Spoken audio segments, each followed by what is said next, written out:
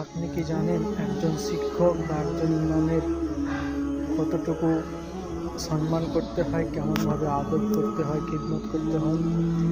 তাহলে একটা ঘটনা শুনলে আপনারা বুঝতে পারবেন যে কেমনভাবে একটা ইমাম বা একজন শিক্ষকের খিদমত করতে হয় বা সম্মান করতে হয়।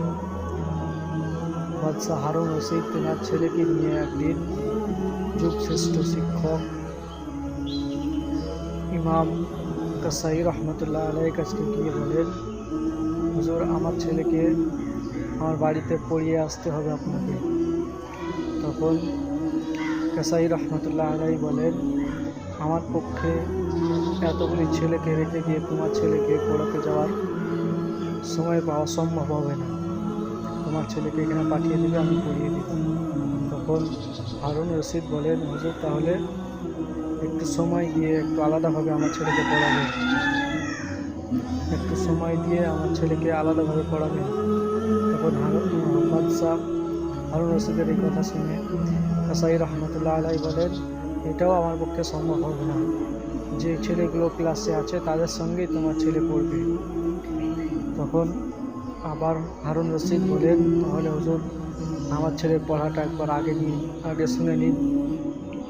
তখন কাসাই রহমতুল্লাহ আলাইহি বলে, আমার কাছে এতগুলি ছেলে আছে, তার মধ্যে যে প্রথমে এসেছে তারই প্রথমে আমি নিতে পারবো, তোমার ছেলের আগে প্রথমে নিতে পারবো না। তখন হারুন রশিদ বলেন, হুজুর, আমি আপনাকে যাচাই করছিলাম আপনি কেমন শিক্ষক, আপনি কি আদৌ শ্রেষ্ঠ শিক্ষক না কেমন শিক্ষক।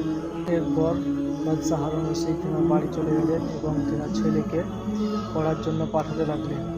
কিছুদিন পর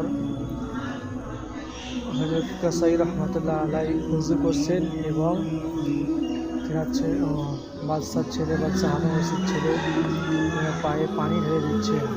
এমন সময় হারুন রশিদ এসে উপস্থিত হয়ে যায়। তারপরে রাগান্বিত অবস্থায় ঘোড়ার পিঠ থেকে নেমে এসে তার ছেলেকে জোরে এক চপ্পড় মারে আর বলতে আসে, তুমি কি দেখতে পাও না তোমার ওস্তাদ নিজের হাত দিয়ে ধরছে? আল্লাহ তোমাকে দুটি হাত দিয়েছে, তুমি এক হাতে পানি হলো আর এক হাতে তোমার ওস্তাদের পা ধুয়ে দাও। সুবহানাল্লাহ। এই থেকে আমরা বুঝতে পারি একজন শিক্ষক বা একজন ইমামের একজন আলেমের কতটা সম্মান করা উচিত, কতটা খিদমত করা উচিত।